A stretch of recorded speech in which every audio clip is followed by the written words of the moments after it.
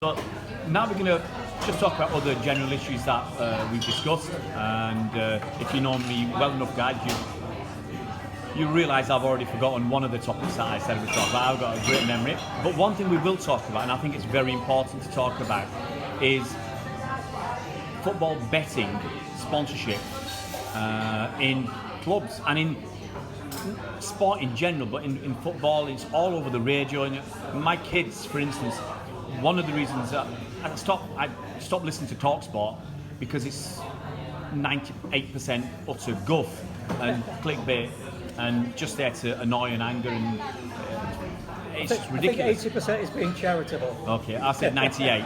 But my kids say, whenever they hear an advert, they say, "Oh, it's Checker Trade, a betting company, Dad," because so many adverts are on there, and it's all about betting companies and gambling, and they make it just like a bit of fun. It's like a way of life, you know. You go out with Alan. I listen to Alan Brazil in the morning occasionally, not because he's got anything good to say, you know, but it's just entertainment sometimes.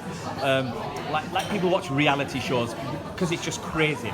And they talk about going out boozing and gambling and stuff. So what do you think about the prevalence of gambling companies in, obviously there's loads in the Premier League and there's even more in the Championship, and what influence they're having on those clubs and society when you actually look behind, where some of these gambling companies are making their money on the misery of relatively poor people around the world? I think it's an old saying, show me a poor bookmaker, and you'll struggle. The gambling companies sponsor football clubs because they get a return on it. They crunch their numbers, they're fully aware that football is the most global sport, but also they're taking advantage of the fact that everybody these days has a mobile phone and you can download apps and you can deposit money very easily, and that they will just churn their way through. Yeah, they will eat up people's money as quickly as possible. It's very, very profitable. It's very, very good for brand awareness. With the Premier League being broadcast to 190 countries around the world, where if you are Betway or if you are, you know, most of these gambling companies I've never heard of, because they're based overseas. They don't pay any tax here, that's for sure, and they simply make money from it. And the reason why the football clubs take the money is because the gambling companies pay more than anybody else, and it's pure economics. Could you take a moral or ethical stance against it? I guess some clubs could, but they choose not to, because again, they're under pressure. If you don't sign a centre forward, you've got all the talk shows, you've got all of the social media pressures coming on to the chairman and the manager and so on. If the gambling company is going to pay you an extra £4 or £5 million a year compared to a financial services company, for example, then you take the higher money, you sign that centre forward or that central defender or wherever it's going to be, and you've managed to keep the fans happy and quiet. And it's amazing how amateurish many clubs are. They don't look at the long-term issues and they don't look at the broader issues. What are you, Colin? Yeah, I think it is a dangerous area. I mean, no disrespect to Kieran and the support of Brighton. Brighton, owned by a chap called Tony Bloom, has a huge gambling operation. And if you follow some of the more perhaps tinfoil hat accounts on Twitter, and this one, football is fixed, and I've had some interactions and there was some interesting stuff in there, but according to football is fixed, every game, every throw-in, every corner, every yellow card is kind of determined by something that's going on in the Asian betting market. I'm not trying to mock him actually, because I know there is some very serious stuff in there, and I've had external confirmation of some things that he said. So there is some serious issues out there. And you look at someone like Sky, for example. Now, I'm not trying to suggest there's any malicious intent, but you've got Sky broadcasting news about transfers, about material change, about game, and you've got the Sky Bet, who are setting odds. And there's always a question mark about how really independent are they? You know, how much of linkage potentially is there between the stories that they're putting out and the markets that they're creating? And of course, we've seen lots of scandals about players spot betting, influencing spot betting, betting on matches, and it's a whole issue around the probity of the game at all sorts of different levels. Yeah, we've had our good friend Joey Barton in trouble with that. I think Daniel Sturridge is in trouble. I mean, I read something recently about Sport Pacer, I think they're the Everton sponsors, and their gambling network in Kenya, where there's lots of very wealthy people involved. This is just my social kind of responsibility aspect, is they're making money, millions of pounds, on the backs of the misery of some poor people in Kenya. And we hear stories of people committing suicide overseas because of gambling issues. And whether you say, well, it's a business view or you take a moral view, if you are interested in some of the background to this, I think was it David Con's article in the Guardian, I implore you to go and have a read and see some of the misery caused by some of the gambling companies overseas. And as I said, they've made it kind of normal. It's kind of acceptable, for gambling. It's just a social. It's like going out for a drink or playing football with your mates in the park. Gambling is just one of those activities. It's a social activity now, and if you're not having a bet, well, you're not in with the in crowd, really. It's a lovely equivalent of smoking, isn't it? Yeah. Where cigarette ads used to show people smoking in kind of desirable situations and being cool. And now we realise the dangers of smoking, of course.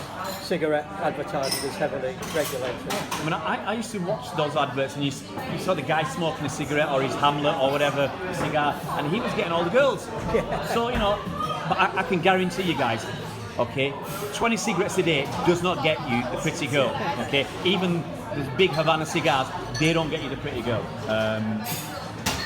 We touched on it a little bit, Kieran. We talked about football fans and the pressure they put their owners into spending money. And we talked a little bit about it off camera as well.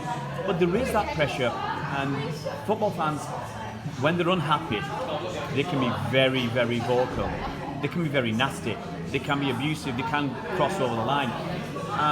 So how do you feel about the responsibility of the fans to not insist or push their owners to take risks, and then a year or two down the line, their clubs go out of business or go into big trouble, or whether it's, and the same, they do it with managers as well. They say, well, that manager's not playing an exciting brand of football, and we want to move forward in the Premier League or whatever. We're not happy finishing in mid-table, and then 2 years later they've gone because they've changed manager for the pressure football fans put on the clubs and the managers. Does that go too far sometimes? I think it can step over a line, especially if it comes into the real world. Footballers are young men. They do use social media. They do want to go out and talk to people. And the level of abuse, I think people seem to think because I buy a season ticket, that gives me the right to moan and abuse the players, the management and the staff. And it doesn't. I mean, I've got a job, people pay my wages, my students pay my wages, and I try to do as good a job as I can, but it doesn't give them the right to abuse me if they think, well, that lecture was a bit rubbish. So why should the same apply as far as football is concerned? Criticism is perfectly valid. Yeah, we all deserve criticism at times, and that's one thing. My concern is that fans don't understand finance. They simply see spending money is now seen as a solution, but it's not. What you need is a strategy, you need good management skills, you need the ability to bond a relationship with players in the dressing room, and then you can achieve the things that we've seen with the likes of Sheffield United last season. Chris Wilder catches the bus to matches. He's got an absolutely fantastic squad.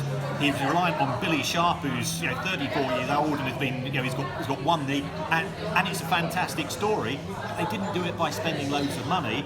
And then you've got Aston Villa, who manipulated financial fair play to get promoted last season, and their fans are celebrating this as if it's an amazing achievement. But I do genuinely am concerned this speculate to accumulate is going to cause more clubs to go bust unless managers or more likely club owners resist. Club owners want to be popular, and they cave in too easily. Colin, your thoughts? Yeah, well, I think there's much more emphasis on success these days. Whereas fans used to go and watch the club, as long as the club was doing okay, they were happy. But now, I say there's much more emphasis on climbing the ladder, and there's much more financial incentive, of course, to do so. So you look at the Championship and the reward, the £100 million reward for getting into the Premier League, even if you're only there one season. The pressures on clubs and owners is incredible. I got involved in football activism, you might call it, because people were asking questions at Manchester City back in 2004, 2005. Why did we have the sixth highest revenue in the Premier League, yet we seem to be scrimping and scraping, and the owner was forever putting money in? So actually, it was a kind of almost like a contradictory position. We're kind of not happy that the owner's putting money in, but we want to spend money. So I got involved in trying to explain the dynamics of finances and where the money went to Manchester City fans, and hopefully I managed to educate a few along the way. But yeah, that pressure's always there, and it really talks about we're getting back to what is the role of financial regulation in football. And but the market now has grown so much, the rewards for success are so much greater, and the penalties for failure are, of course, that much greater. Guys, I think we've probably come to a natural end to our time. Yeah. I've got to thank, obviously, Colin for his contribution today, and for Kieran to come up all the way from his home to spend a few hours with us in Manchester. I hope the restaurant was good enough. Fantastic. What's the name of it? We might as well give them a plug. Evuna. Northern Quarter, yeah. Northern Quarter Evuna. As opposed to the one in Deansgate. I've got to be honest, the potato omelette I had, it was just a slice. I could have eaten a whole cake of that omelette, which would have killed my diet for the next 3 months. But guys, it's been a fascinating couple of hours I've spent with you two, and I hope football fans out there, hope this gives you a little bit more of an insight into football finances without going into too much depth, and hopefully we'll get you guys on again in the future whenever the next scandal comes up, the next salacious things from Der Spiegel, or anything to do with football finances, because I'm not just going to blow your own trumpets, but you're two of the best in the business talking about football finances, and I thank you very much for your contribution. It's been a pleasure. It's been a pleasure, yeah, always a pleasure.